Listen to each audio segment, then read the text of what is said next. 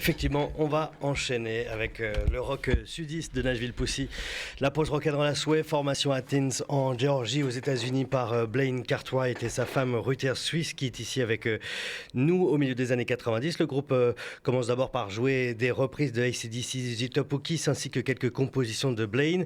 Sex, Fun and Rock'n'Roll, tel est le blason qu'il pourrait porter. Des scènes partagées avec Marilyn Manson, leurs idoles Motorhead et Lynyrd Skynyrd. Le dernier album, c'est Up the Dosage. Alors, lors de l'un de vos passages en France, vous disiez avoir l'impression de vous réveiller aux États-Unis dans certaines régions. Là, en Normandie, ça vous évoque quoi? Est-ce que la Normandie ressemble un peu au Kentucky? Once in France, you said you felt like you woke up in some places in the US.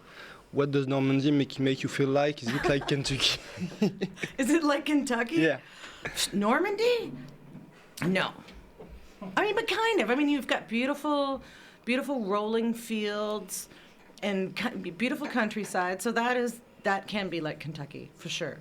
But otherwise, no. Normandy reminds me of Asterix the Gaul, and Asterix is fantastic.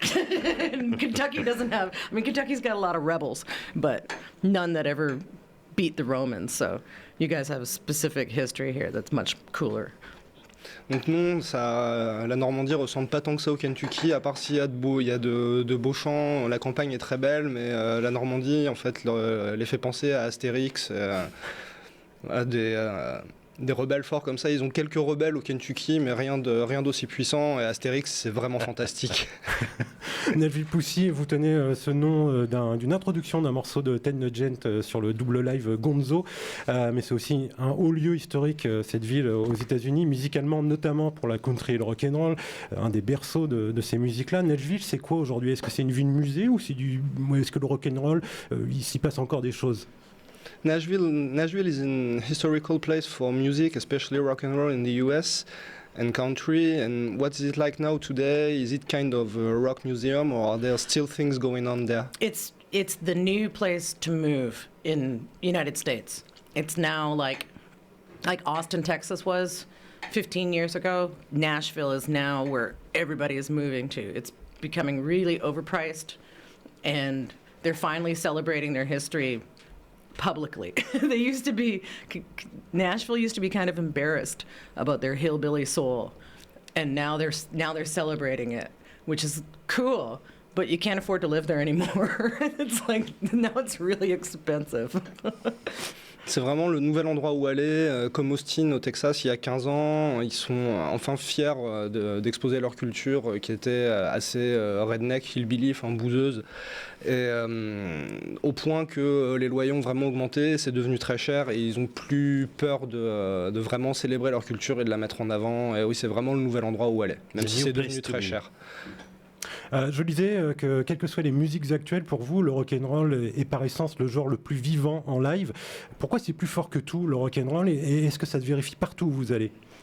Why is rock'n'roll stronger than everything, and is it like this everywhere you go, especially live for actual musics? Oh, why? No, rock'n'roll is not. Rock'n'roll for us is the most important thing in the world, but it seems like we have to find people all over the world who agree with us. It's not. Rock and roll is like a dying breed in America. That's for sure. It's an endangered species now. Pour eux, le rock'n'roll, c'est absolument tout.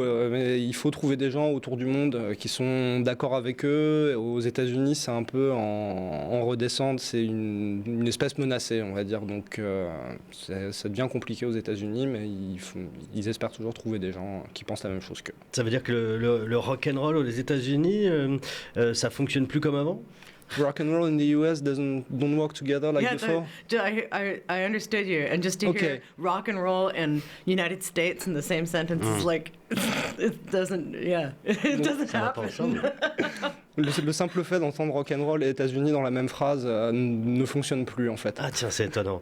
Parmi vos grandes références, il y a Motorhead.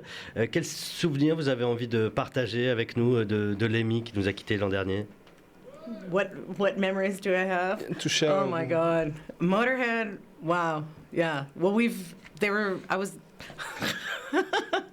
heroes of mine when I was in high school, 14, 15. Motorhead turned me to the dark side.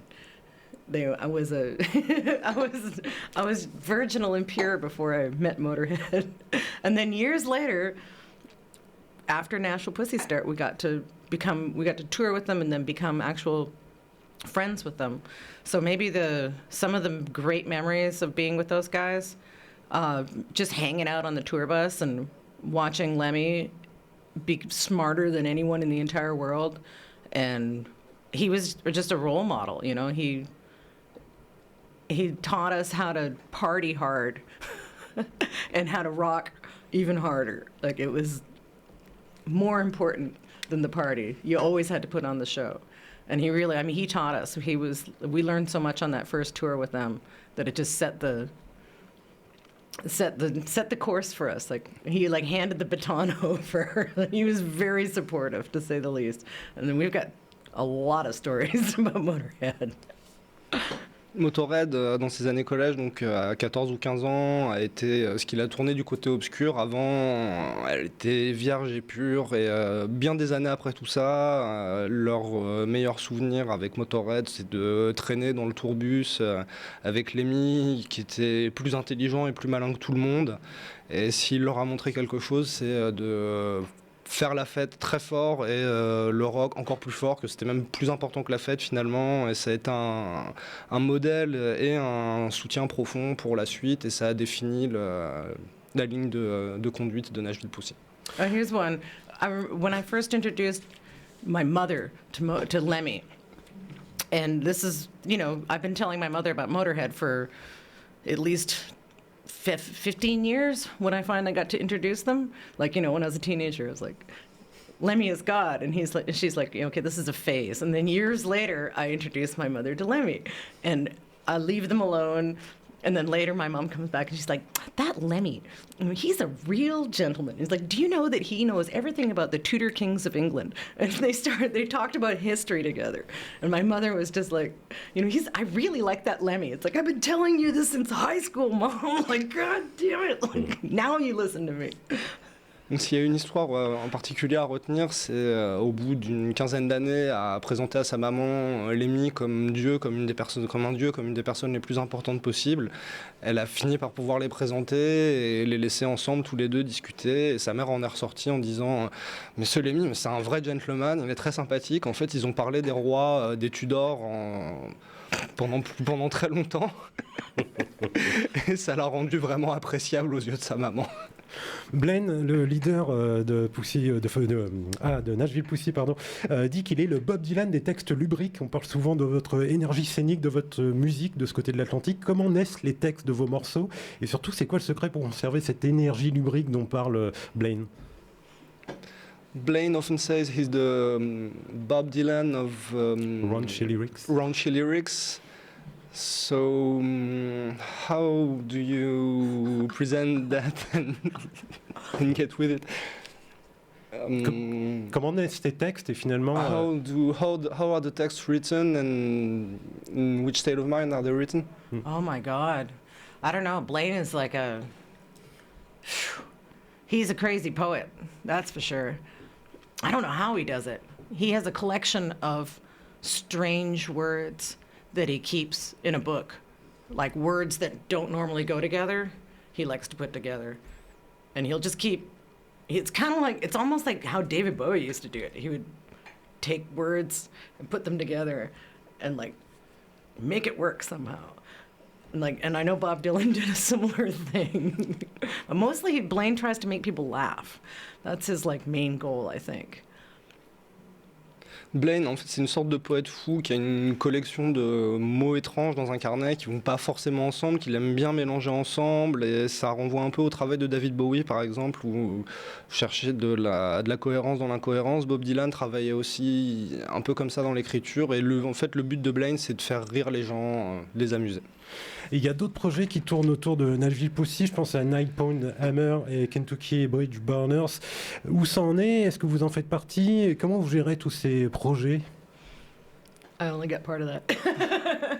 There are other projects aside Nashville Pussy, and how do you get with them, and are you part of them?